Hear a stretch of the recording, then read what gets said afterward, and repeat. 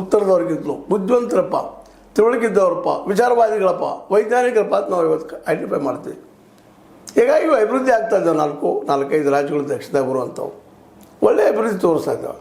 ಮಹಾರಾಷ್ಟ್ರ ವಿಶೇಷವಾಗಿ ಮುಂಬೈಯಿಂದಾಗಿ ಇವತ್ತು ದೊಡ್ಡ ಅಭಿವೃದ್ಧಿ ತೋರಿಸ್ತಾ ಇದೆ. ಇಲ್ಲಾಂದ್ರೆ ಅದು ಅಷ್ಟಿಗೆಷ್ಟು ಆಗುವಂಥ ಪ್ರಸಂಗ ಆಗ್ತದೆ. ಆದರೆ ಉತ್ತರದ್ದು ಮಾತ್ರ ಡೆವಲಪ್ಮೆಂಟ್ ಇಲ್ಲ. ಇವತ್ತು ಉತ್ತರ ಪ್ರದೇಶ ಆಗಿರ್ಬೋದು, ಬಿಹಾರ ಆಗಿರ್ಬೋದು, ಮಧ್ಯಪ್ರದೇಶ ಆಗಿರ್ಬೋದು, ರಾಜಸ್ಥಾನ ಆಗಿರ್ಬೋದು, ಆ ಪ್ರಮಾಣದ ಡೆವಲಪ್ಮೆಂಟ್ ಇಲ್ಲ. ಅದ ಮತ್ತು ವೆಸ್ಟ್ ಬೆಂಗಾಲ್ ಡೆವಲಪ್ಮೆಂಟ್ ಅದ. ಅಂದ್ರೆ ಎಲ್ಲೆಲ್ಲಿ 3-4 ಲ್ಯಾಂಗ್ವೇಜ್ ಕಲಿಯುವಂಥ ಇದ್ದಾವೆ ಅಲ್ಲಿ ಆ ಪ್ರಮಾಣದ ವೈಚಾರಿಕತೆ ಬೆಳೀತಾ ಇಲ್ಲ. ಉತ್ತರದಲ್ಲಿ ಹಿಂದಿ ಇಂಗ್ಲೀಷ್ ಎರಡೂ ಇಲ್ಲ. ಇಂಗ್ಲೀಷ್ ಹೆಚ್ಚಿಲ್ಲ, ಹಿಂದಿ ಎಲ್ಲರೂ ಹಿಂದಿ ಹಿಂದಿ ಹಿಂದಿ ಹಿಂದಿ ಇವತ್ತು ಉತ್ತರ ಭಾರತದೆಲ್ಲ ಹೆಚ್ಚು ಜನ ಒಂದು ರೀತಿಯಿಂದ ಏನಪ್ಪ ಅಂತಂದ್ರೆ ಭಾಳಷ್ಟು ಜನರು ಅಭ್ಯಾಸ ಮಾಡಿ ನೋಡಿದಾಗ ಸಹಜವಾಗಿ ನೀವು ದೃಷ್ಟಿ ಆಯ್ಸ್ರಿ. ವಿಶೇಷವಾಗಿ ನಂಬಿಕೆಗಳು ಯಾವ ಭಾವ, ಯಾರ್ಯಾರೋ ಸನ್ಯಾಸಿಗಳು, ಯಾವ ಭಾವಗಳು ಯಾರ್ಯಾರು ಸುತ್ತಾಗ್ತಾ ಇರ್ತಾರೆ. ನಮ್ಮ ದಕ್ಷಿಣದವ್ರಿಗಿಂತ ಹೆಚ್ಚಿಗೆ ಮೂಢನಂಬಿಕೆಗಳನ್ನು ಪ್ರತಿಪಾದನೆ ಮಾಡುವಂಥವ್ರು ಉತ್ತರದಲ್ಲಿ ಇದ್ದಾರೆ. ಯಾಕಂದರೆ ಇಂಗ್ಲೀಷು ಕಲಿಯಲಿಲ್ಲ, ಎಲ್ಲ ಭಾಷೆನೂ ಬರೀ ಹಿಂದಿ ಹಿಂದಿ ಹಿಂದಿ ಹಿಂದಿ.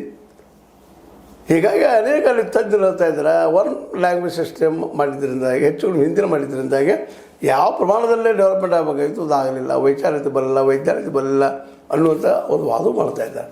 ಅಂದರೆ ಒಬ್ಬ ಮನುಷ್ಯನಿಗೆ 2 ಭಾಷೆಗಳು ಸುಲಭವಾಗಿ ಕಲಿಯೋಕ್ಕೆ ಸಾಧ್ಯದ. ಉತ್ತರದಲ್ಲಿ ಹಿಂದಿಗೆ ಒಂದು ಟೆಸ್ಟ್ ಕೊಟ್ಟರು, ದಕ್ಷಿಣದಾಗ 2 ಲ್ಯಾಂಗ್ವೇಜ್ ಇಟ್ಟುಕೊಂಡ್ರು. ಒಂದು ತಮ್ಮ ಮಾತೃಭಾಷೆ, ತಾವು ಯಾವ ನಾಡಿನಲ್ಲಿತ್ತು ಆ ನಾಡಿನ ಭಾಷೆ, 2ನೇದ್ದು ಇಂಗ್ಲೀಷ್ ಕೊಟ್ಟಿದ್ದಕ್ಕಾಗಿ ಇವತ್ತು ವಿಜ್ಞಾನದಲ್ಲಿ ಅದರಲ್ಲಿ ಹೆಚ್ಚು ಓದುವಂಥ ಪ್ರವೃತ್ತಿ ಅದ. ಆದರೆ ಎಲ್ಲರೂ ಓದುವಂಥ ಪ್ರವೃತ್ತಿಯಲ್ಲಿ ಬೆಳಿಬೇಕಾಗಿತ್ತು. ಅಂದರೆ ಎಲ್ಲರೂ ಫ್ರೀ ಸೆಕ್ಷನ್ ಸಿಗಬೇಕಾಗಿದೆ. ಅದು ನಮ್ಮಲ್ಲಿ ಇಲ್ಲಲ್ರಿ. ದುಡ್ಡಿದ್ದವ್ರು ಒಂದು ಸೆಕ್ಷನ, ದುಡ್ಡಿದ್ದವ್ರು ಒಂದು ಸೆಕ್ಷನ. ದುಡ್ಡಿದ್ದವರು ಸರ್ಕಾರಿ ಶಾಲೆ ಹೋಗೋದು, ಯಾವುದೋ ಪಾಲಿಸಿ ಇಟ್ಕೊಳ್ಳೋದು, ಮಾಸ್ತರ್ ಶಾಲೆ ಬರೋಂಗಿಲ್ಲ, ಮಧ್ಯಾಹ್ನ ಬಿಸಿ ಊಟ ಮಾಡೋದು, ಸಂಜೆಗೆ ಮತ್ತೆ ಹೊಟ್ಟು ಮನೆಗೆ ಬರೋದು, ಮನೆಗೆ ಬಂದ ತಕ್ಷಣ ಮತ್ತೆ ಮನೆ ಕೆಲಸ ಮಾಡೋದು. ಬಡವ್ರ ಮಕ್ಕಳ್ರಿ ಪಾಪ ಹೊಟ್ಟೆ ತುಂಬಿಸೋದಾಗಿ ಅವ್ರಿಗೆ ಕೆಲಸಕ್ಕೆ ಹೋಗ್ತಾ ಇರ್ತಾರೆ. ವಾರದಾಗ ಒಂದು 4 ದಿವಸ ತಪ್ಪಿಸೋದು, 2 ದಿವಸ ತಪ್ಪಿಸೋದು, 3 ದಿವಸ ತಪ್ಪಿಸೋದು. ನೋಡಿರಿ ಪ್ರತಿಯೊಂದು ಸರ್ಕಾರಿ ಶಾಲೆಗಳ ಪರಿಸ್ಥಿತಿಗಳು ಏನದ ಅಪ್ ಟು SLC ಅಂತ ಹೇಳಿ ಒಂದು